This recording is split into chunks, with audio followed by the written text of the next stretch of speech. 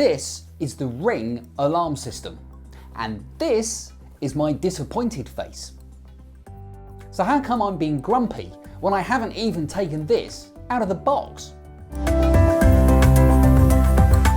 Now in the UK, you only have access to this entry-level Ring alarm system. In the United States, you have a choice of a number of different starter packs that will give you more Ring appliances, particularly more sensors, motion sensors, door, window sensors, that kind of thing. But at the time of recording in the UK, this is your only choice.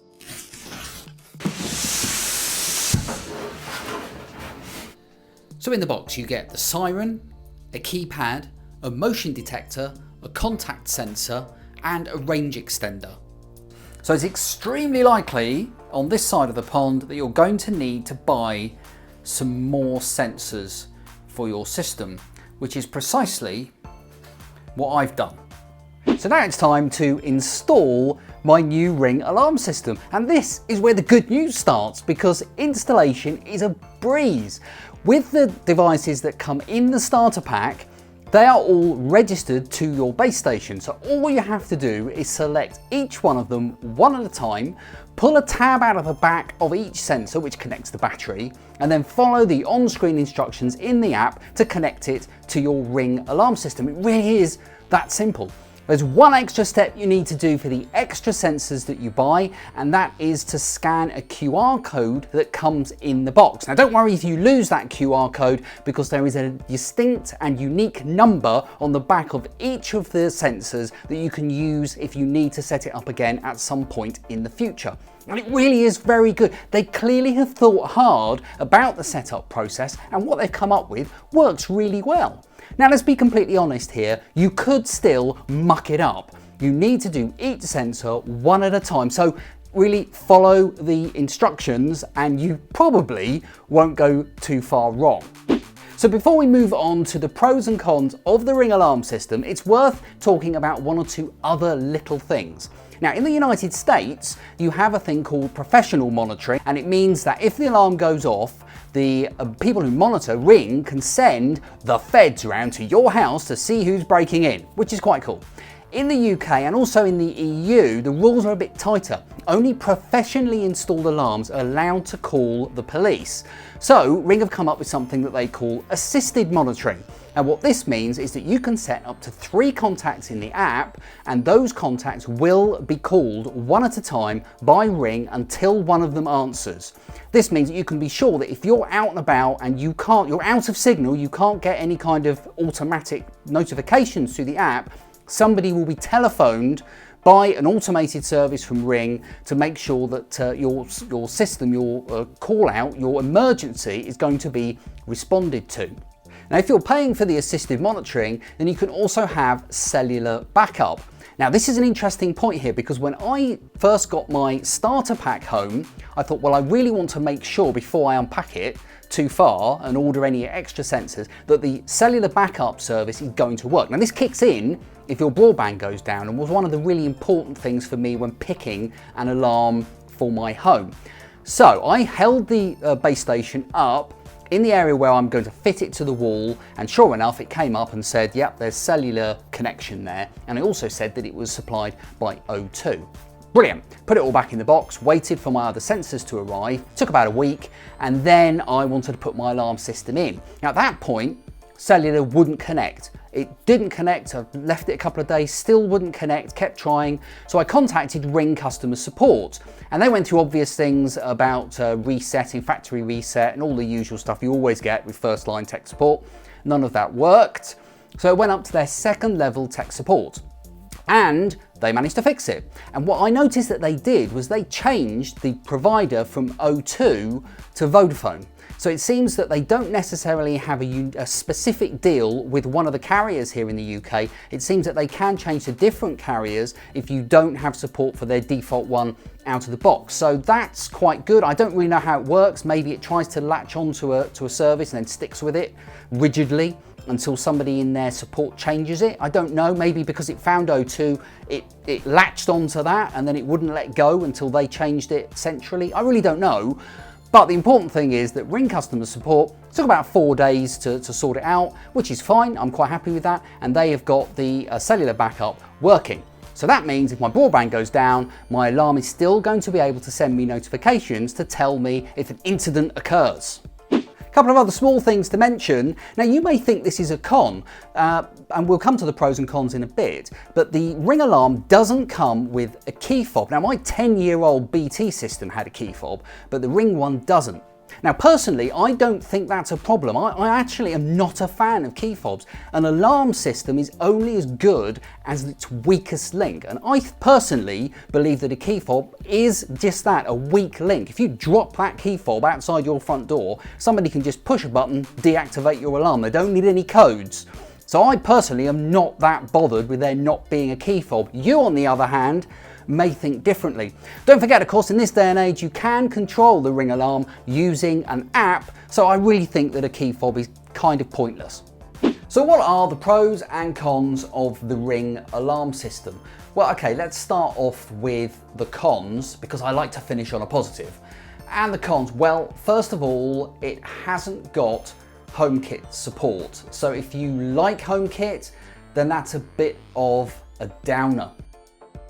In fact, Ring deserve quite a lot of criticism here, because in 2016 they said that HomeKit support was coming. It's 2020 and it's still not here. And of course they were bought by Amazon, so it's incredibly unlikely that we're going to see HomeKit support added anytime soon, which is a real disappointment. There is a hope that when the new smart standard is finalised, that maybe we'll somehow through the back door get HomeKit support, but there are no guarantees there. So if you really desperately want HomeKit support, then you probably want to look elsewhere.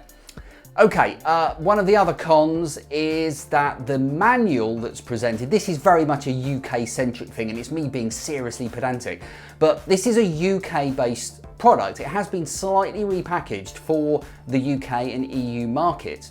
And because of that, in the manual, you'll see UK telephone numbers, for example, but they haven't actually gone the full hog and updated it with UK terminology, and in a very important way. For example, the ground floor that we refer to in the UK, the ground floor, in the US it's called the first floor, and the first floor in the UK is called the second floor in the US. Now the US terminology is used in the manual, so you'll be reading the manual and it'll be talking about the first floor, and you'll be thinking, in the UK, of upstairs. But it's US based, so they mean the downstairs, and it's terribly confusing. So while they have included some UK-centric updates to their manual. In fact, even the email that turned up did have you in neighbourhood. Yeah, nice touch. But they really need to fix the fundamentals, the terminology that we use in the UK, ground floor and first floor, rather than first floor and second floor.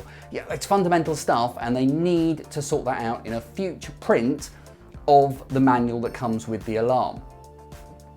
Another con is that Ring is owned by Amazon, and Amazon have a slightly, well, how can I put this in a way that I'm not going to get sued? I mean, some people are not happy with Amazon's privacy, stance on privacy. In fact, you can say that about a lot of the big tech companies. It's not just an Amazon thing. And that is reason enough to think to yourself, do I really want to buy this? Right, so let's talk about the pros. Now, one of the pros is that Ring is owned by Amazon. And yes, you're right, I did say that that was one of the cons. But of course, Amazon being a big company isn't necessarily a bad thing when it comes to spending a lot of money on a home alarm product, because it means that you can be fairly sure that Ring isn't going away anytime soon. Another pro is the cost. Yes, it is one of the cheaper alarms, but it's actually built really solidly and with really good intuitive interface to set up. And they're not trying to reinvent smart alarm technology, such as the Tatmo are trying to do with their welcome camera and such like. So that is a pro, I think. It's an alarm system. It's using technology that's kind of tried and tested. That is a good thing.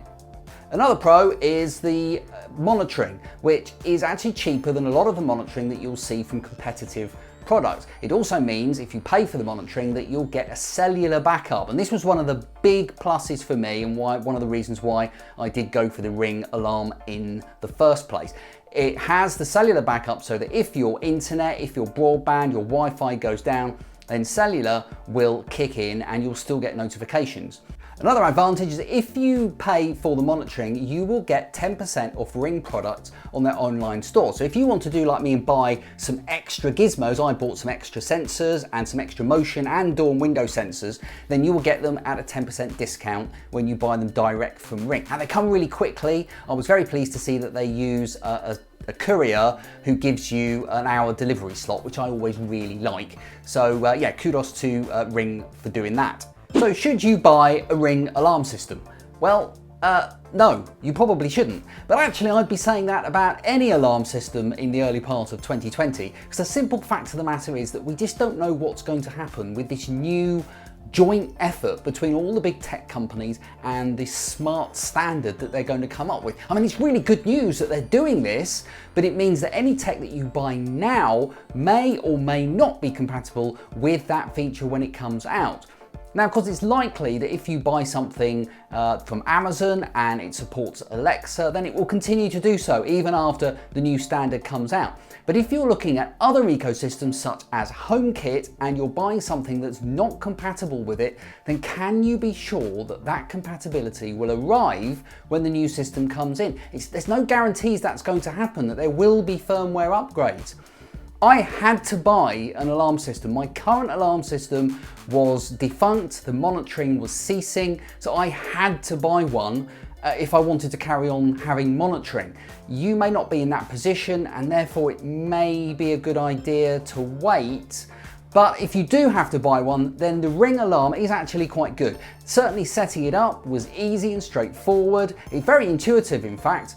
It's quite cheap actually in terms of alarms, and also the monitoring is one of the cheapest that I've come across.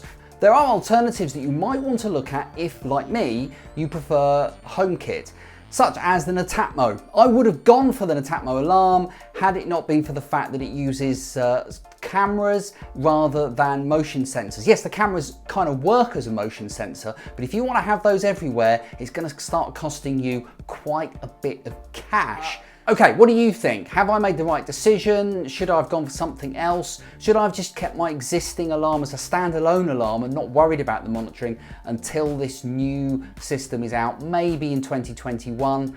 I don't know. Please do leave your comments below, and don't forget to hit the like button if you enjoyed this video.